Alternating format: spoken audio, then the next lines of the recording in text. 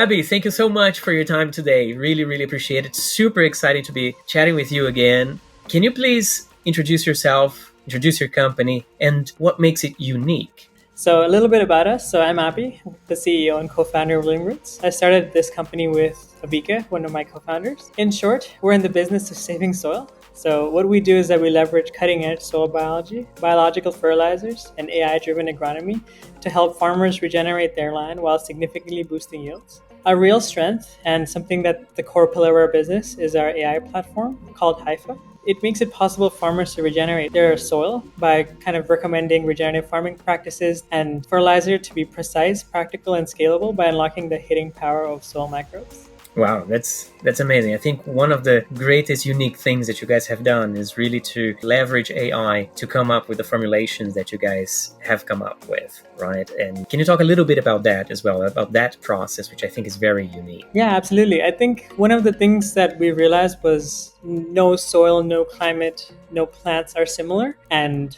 kind of dozens and thousands of researchers have kind of done studies in their own unique context of what makes plants grow well. Like an example is in the north of Thailand, farmers and researchers have kind of realized that using iron reduces kind of slug issues in iron plants as like a seed coating. And that kind of built into our product now, farmers can save hundreds of millions of dollars in pesticide costs to kind of get rid of slugs. So these are kind of innovations at the local level that's already been done. And these exist everywhere. And then that kind of got us to thinking, hey, like these new technologies that have come out that let us look at millions of papers of scientific, YouTube, farmer data, like Earth satellite data now, and kind of let us make predictions of what fertilizer and what recipes will give us kind of the bang for your buck. And so what we've been able to do is just build systems on top of like these foundation models that ingest millions of papers and scientific and our data as well, and kind of say, hey, if you design this rice fertilizer in this way,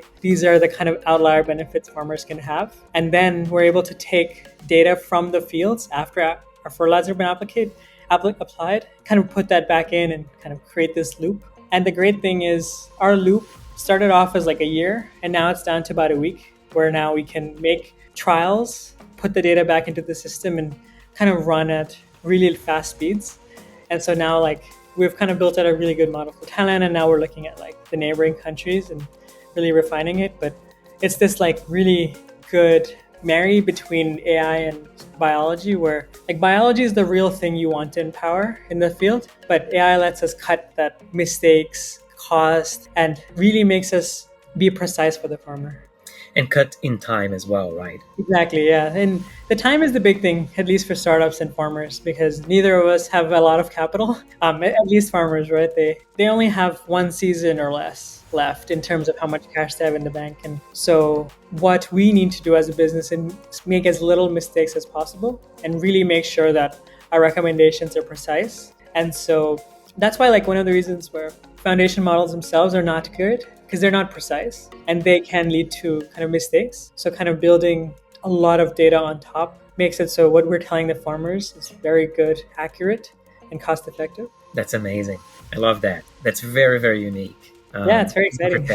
Really appreciate it. And then why do you do what you do? What's the deeper problem or opportunity that drives you? So I guess a little bit about us. We started off running a farm. So we were running a regenerative farm. We were kind of permaculture farmers, and we kind of started to notice, like even running our own farm and kind of the neighboring farms, was that modern agriculture was at this breaking point. It was facing declining productivity from depleted soils. Farmers had to use more pesticides and a lot of these things. And in our journey in making our own farm work and working with farmers in our area, we realized that the breakthroughs in microbiology and technology actually make it really possible for farmers to have these timely and powerful opportunities to regenerate soil and soil health without sacrificing yields. And that was really powerful because you can transition but without losing yields. And that is where the shift can happen.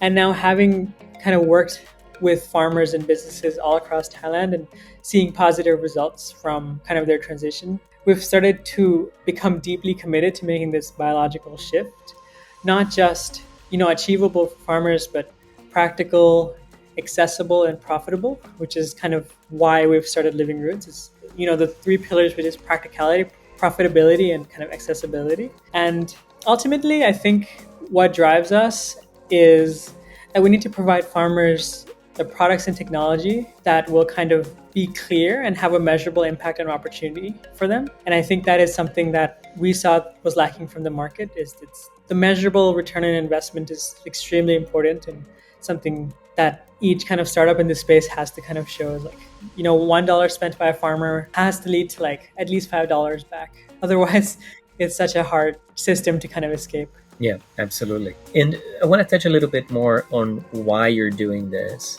What's your goal with Living Roots? I think our vision is to kind of regenerate 1 million acres. I think that's kind of been at least our North Star for the last few years. It's really, can we bring 1 million acres back to life?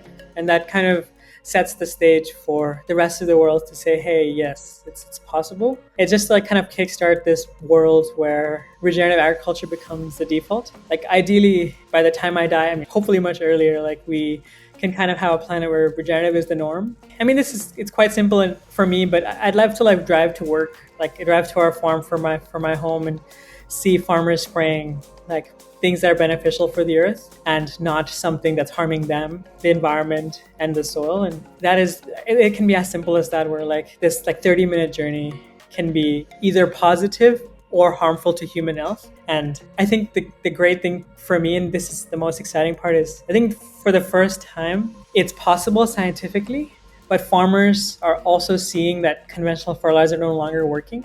So there's a little bit of an opportunity now to kind of get into the market. I think if you tried to do this 20 years ago, where chemical fertilizers were so good, like it was just not, it was like, because the soil health was so great then that the response was so high. But I think now, like what is truly driving us is it's both possible and farmers really need it. And I think that is the correct time to kind of intervene and kind of make a difference. But yeah, I think for us, it's let's get to 1 million acres and we'll kind of see how that goes after that.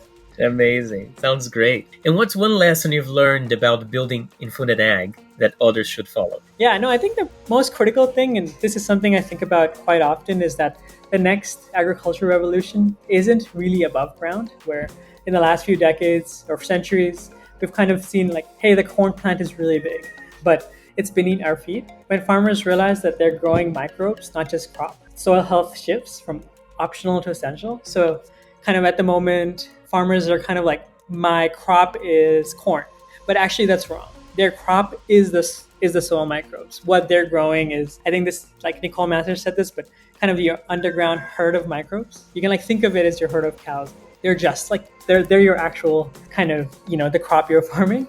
And I think companies are failing to grasp this. And I think that, a lot of these companies who operate with tens of thousands of farmers are going to be left behind because yields will stagnate or drop. And the kind of foundation of soil health is soil microbes. So I think the next 4 to 5 years are instrumental in securing our food supply chain, as the transition towards regenerative soil health will kind of bring the whole system to balance. And it's also much more resilient against climate change. So, all of these things will kind of become more prevalent in the next decade, but now is at the right time to start thinking, hey, maybe I should change the way I'm doing things and shift the farmer mentality as a whole.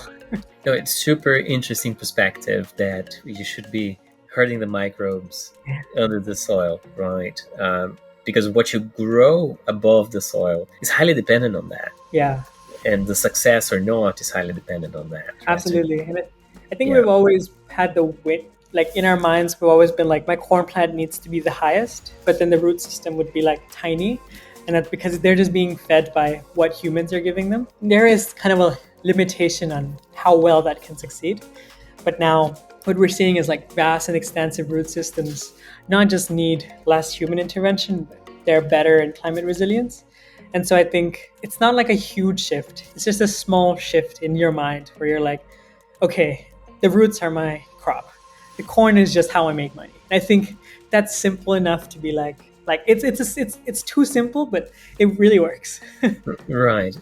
If you take good care of the roots with good soil, then obviously you'll have much better plants that are going to give you much more money, essentially. Yeah, exactly. And once you have a good plant and it's kind of photosynthesizing and kind of operating at a high efficiency, then like the roots also become more alive. There's more microbes. It's kind of like a snowball effect that really takes shape. Yeah, yeah.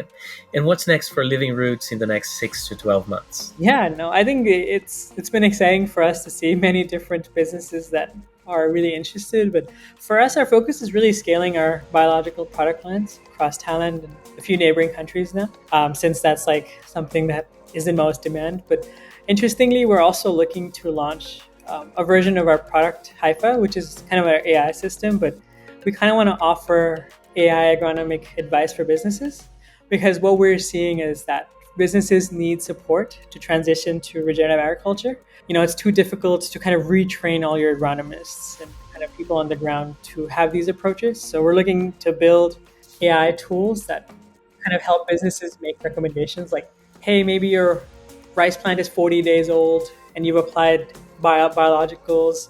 Like, we recommend these kind of further actions. That is something that we're really looking to push on. And I mean, other than that, we're focusing really heavily on publishing defined field results. Like, we're doing a lot of double-blind studies and kind of working with more studies to really show that biologicals work and they are impactful for soil health and businesses, just to kind of prove to the market that it works, and like, let's now take it seriously. Yeah, we need that, absolutely. And what made you say yes to Further?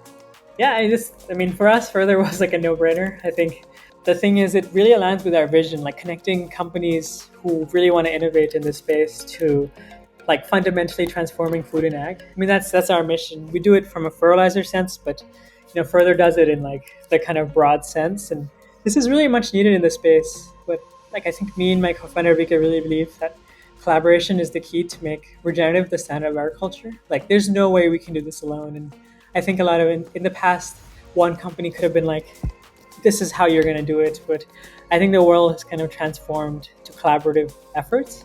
So I think I think what Further kind of enables us to do is kind of gives us opportunities to build relationships with people who are partnering or want to partner in spaces where they want to, for example, save soil or improve their supply chain. And now kind of it gives us a platform to kind of connect and collaborate. Honestly, I wouldn't miss this event. You only get these kinds of events in Southeast Asia once a year, and you don't really want to miss another 11-month window to kickstart the conversation. So for us, it's a no-brainer. I think like, if you're serious about making a difference in your farmers or your supply chain or marketing, then I think this is the event where I think all the excitement will be at. Thank you. You're so kind. Thank you. That's great to hear. And who are you hoping to meet at the summit, and what kind of opportunities are you looking for? Yeah, I think for us, like, we're really just passionate about meeting strategic partners who really understand the immense growth and potential of regenerative agriculture. For us, we want to meet collaborators who share our vision of putting soil biology at the center of farming practices, because they've kind of been proven out in the US and EU that they can make a difference. And now people who in Southeast Asia who want to kind of see real world results and demonstrate that in their own work, I think we're really excited to meet them. And people who want to invest in these things, we're obviously interested, but for us, like, strategic partnerships are like really exciting. Awesome. And what would you say to the people you're hoping to meet at the summit? Yeah, no, I think if you're really excited about transforming agriculture from the ground up, this is really the event. I think now we have to kind of really focus on boosting productivity, improving profitability of farmers, and regenerating soils. And I think for us, the future of farming is biological, and really want to build that future with these businesses. And if you're really excited to meet us, come, let's chat. That's amazing. My last question was exactly about that, right? In one sentence, what do you think the future of food should look like? Feel free to add any additional comments as well. I think the one thing I think about quite often is that these systems have to be regenerative by design. Like, the future has to be regenerative by design. It has to be powered by soil microbes and kind of move into precision. And that, like, I think crop health is not the only thing that we need to kind of focus on. We need to kind of think about the vibrancy and the health of the land itself. And I think in the next decades, we'll see that that's actually a true wealth. The true wealth of businesses, true wealth of farmers. It's how vital, how healthy your land is. And market caps, revenues won't really matter unless you have true wealth, which is your land base, especially if your business is from food. And I think for me, that's what is one thought I'd leave with everyone, is just what is the true wealth in your current operation post hectic climate change? What does that look like? And I think if the answer is not going to have a lot of revenue drop, I think serious thought needs to go into this.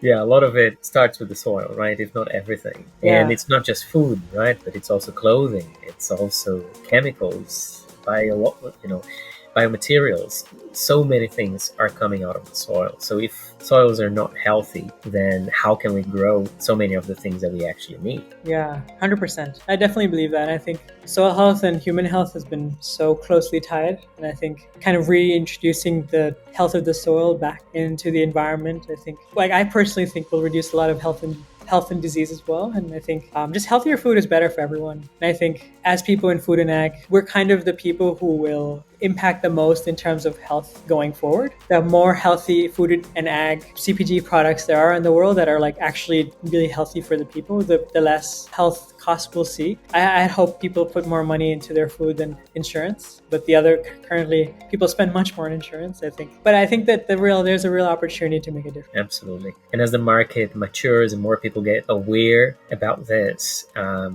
the higher the chances of us making faster, meaningful change. So Abhi, thank you so much for your time. Really appreciate it. Looking forward to seeing you at Further in November in Singapore. Really excited to see what you guys are going to build in the coming years, but also the partnerships that you're going to forge during and after the event. Thank you. Yeah, thanks so much for the event, and thanks so much for being an early investor. Super excited to have you on board, and yeah, I really appreciate this opportunity. Amazing. Thank you.